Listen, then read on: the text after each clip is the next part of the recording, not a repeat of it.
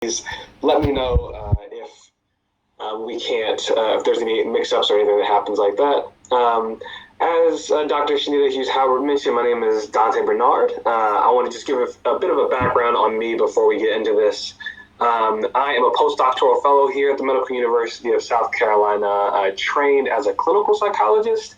So much of my research centers around eliminating health disparities, specifically among Black youth, with an emphasis on understanding and really addressing this association between racial discrimination and mental health.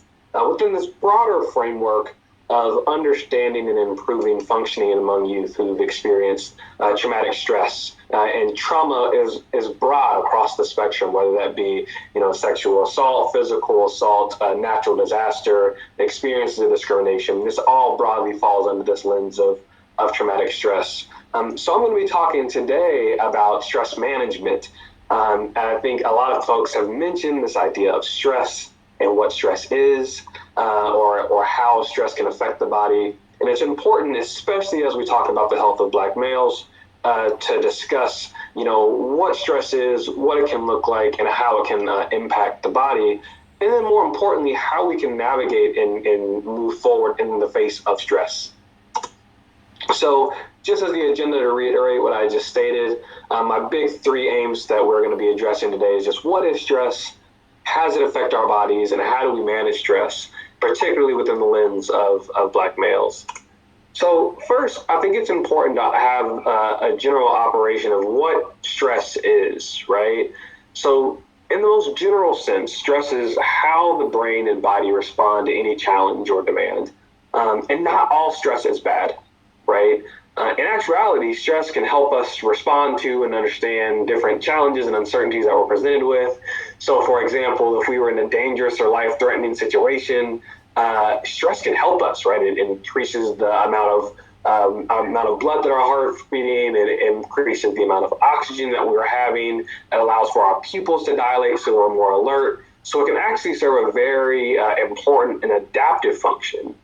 And even outside of these life-threatening situations, so if we think back to work or academics or just day-to-day responsibilities, non-life-threatening activities can actually help us produce amounts of stress that can help us to overcome certain tasks that are helpful.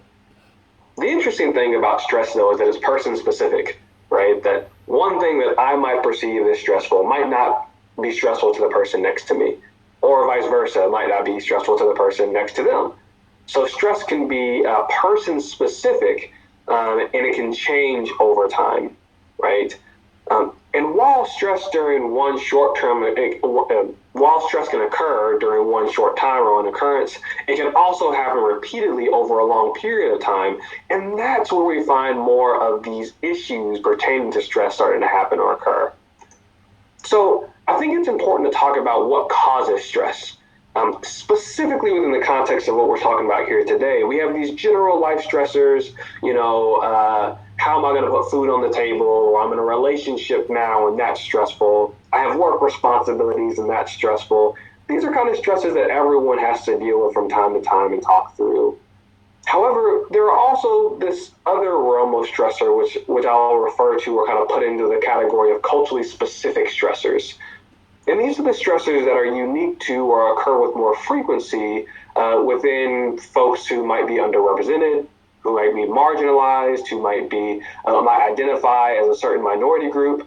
So as we're talking about experiences of Black men, right, it's really hard not to talk about many of the things that Dr. Hughes Howard mentioned, for example, being in Charleston, right? So we have the Charleston AME shooting, which was racially motivated here. We have the murder of Walter Scott, which occurred here as well, which was racially motivated. And a common thread that kind of connects these two things is the idea of racism and racial discrimination, right? We can't talk about stress or adversity without bringing up things that really characterize the daily lived experiences of folks of color. We can't talk about daily stressors without talking about the lived realities of going outside and knowing what might happen. As shown by the litany of folks who have been unfortunately murdered by things like police brutality or community violence or community policing, I think is another way to say it. So it's important that when we talk about stress, yes, we have these general stressors, right? But we also have these culturally specific stressors that are also stressful in their own right, but can make these general stressors even more stressful. So yes, these general stressors can occur at one point in time, and we might be able to overcome them.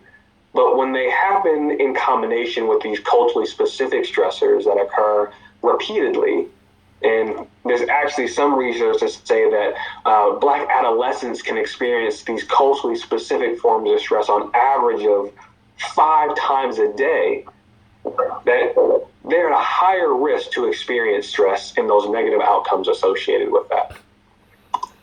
So how does stress impact the body? Right? As I mentioned before, these chronic periods of stress, or the stress that continues to occur over time, it can lead our body to produce high amounts of chemicals such as cortisol that can lead to changes in many different parts of the body. Right? So as I mentioned, sometimes when we're stressed out, our pupils might dilate, our heart might beat faster, our breath might start to pick up, and that's our body's response to help us overcome this. And in one isolated time, that can actually be a really helpful thing. But what happens when those reactions or when these chemicals continue to be produced? One way I like to think about it is this idea of the red button, right?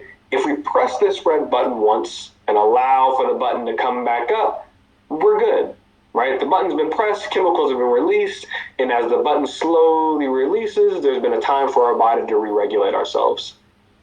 But what happens when this button is repeatedly pressed without time for it to actually lift up all the way?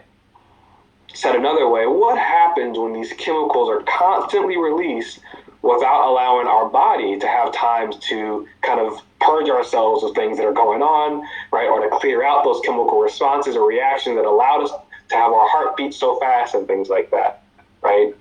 So in general, what we know is as stress goes up or as this button gets pressed over and over again, our health is what suffers. Our health goes down. If we continue to press these buttons over and over and over again, our body starts to erode, right? These stress chemicals that are released actually have detrimental consequences to our well-being, to our health. If our heart rate remains elevated for long periods of time, that can be harmful. If we find that we can't regulate our breath over a long time, that can be harmful. If we are constantly stressed out in our mind or making decisions that are life-changing minute by minute by minute, that can be stressful. Being on guard to alert oneself of racism and discrimination and when it's going to occur can be stressful. Seeing things online, folks being murdered, seeing folks killed, seeing folks harmed, can be stressful. And knowing that these things happen so frequently is a really good reason that many researchers have said that stress is a huge social determinant to health and health disparities that we see in our country. So as I mentioned before, stress affects us in many different ways. It affects not only our bodies, as I mentioned before, those kind of physiological reactions, it also affects our behaviors and interactions. It influences how we speak to folks, how we talk to others, how we think and feel about ourselves, which gets to that thoughts and feelings piece. So there's this three-pronged approach, right? That while initially stress was good, if we're not careful, stress can have these holistic effects that can really impact our lives in ways that we might not be expecting or might not be considering. So another way to think about it, right, is this stress is in the middle. And it's not surprising that research has linked higher levels of stress to higher increases in cold and flu, post-traumatic stress disorder, heart disease, depression, cancer, right? And all of these have been examined within Black male samples as well, right? And unfortunately, as someone who studies post-traumatic stress disorder, we find that higher rates of stress, specifically racism-related stress, is linked to higher rates of this post-traumatic stress or PTSD, right?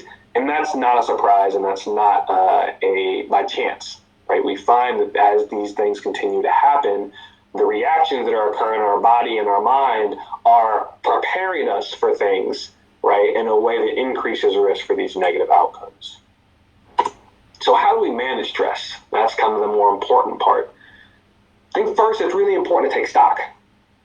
with everything that's happening today in our lives, with all of the information that we're intaking, with all of the news that we receive, whether real or not, it can be a very stressful place to live. What is causing us stress, and how is it affecting you? Do you find that after you are online for long periods of time that you feel a little bit differently, that you're a little bit more irritable, that you have some troubles communicating with folks, that you're a little bit more down on yourself than you used to?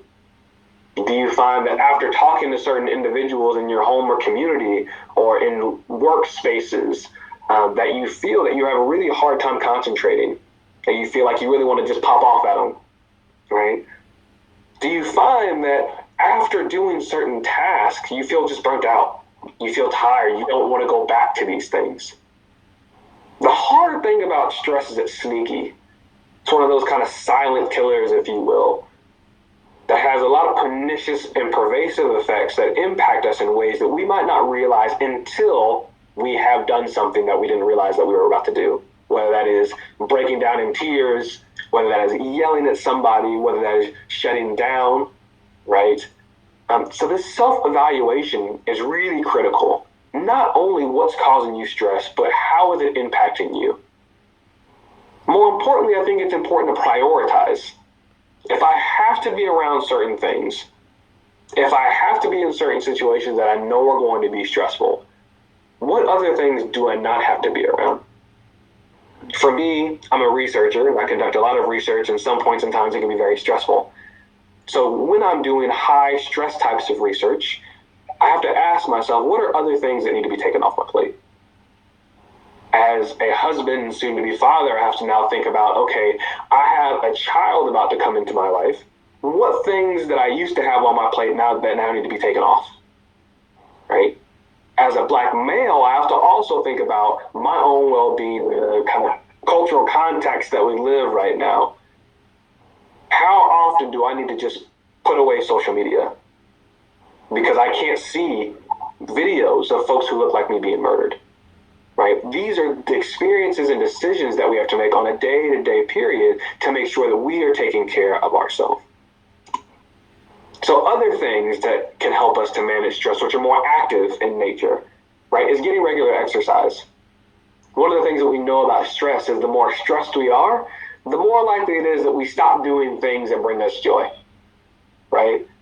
And as a researcher, one of my biggest kind of plugs is the best research is me-search, the things that personally invest me. So a lot of these things, admittedly, are things that I have to do to help me manage my stress, right? I have to make sure that I'm doing something that takes my mind off of whatever is stressing me out in the moment. And then I'll come back to see how I'm doing afterwards, right? Which goes very much hand in hand with this idea of resting and unplugging. I find that when I'm stressed, I'm finding like it's because of all the information that I'm taking in or all of the events that are happening in my life, whether it be coverage of things that I don't necessarily agree with, whether it be perceptions of folks or coverage of things or the ways people are trying to make sense of different things around the world. It can be very difficult. And on social media in particular, it's this constant barrage of messages, right? I think it's also important to validate and lift up the experiences of what it means to be Black right now and what it has always meant to be Black in our country, right? Unfortunately, we know that Black folks are more at a higher risk to not have quality access to things, whether that be healthcare, whether that be information, as Dominic mentioned earlier, whether that be the resources to get the help that they need. And that can be a very stressful thing, right? So it's important that we stay connected and keep in touch with folks who can provide us emotional support when other forms of support might not be there. And if we are privileged enough to be able to seek healthcare providers, as a clinical psychologist myself, I'm a big proponent of this, it's important to bring these conversations up. Therapy does not have to look like what we see on TV, where one is laying on a couch talking about things. In actuality, it does not look like that, right? We're actually talking about, well, what are these things that are affecting you? And how can we help you to identify those and make connections that you might not see, or to help make those connections a little bit more clear, right? Having folks talk about stress in a way that's culturally informed, where we're actually bringing in the lived experiences of the folks that we see, can be a very validated and powerful tool that can allow us to do things and see things that we might not have had. So I want to make sure that I'm mindful of time, and I want to leave some time for questions. So with that, I'm going to say thank you for your time. I'm very excited to have the privilege to be here, and I hope that we can have some good discussion on this as we move forward.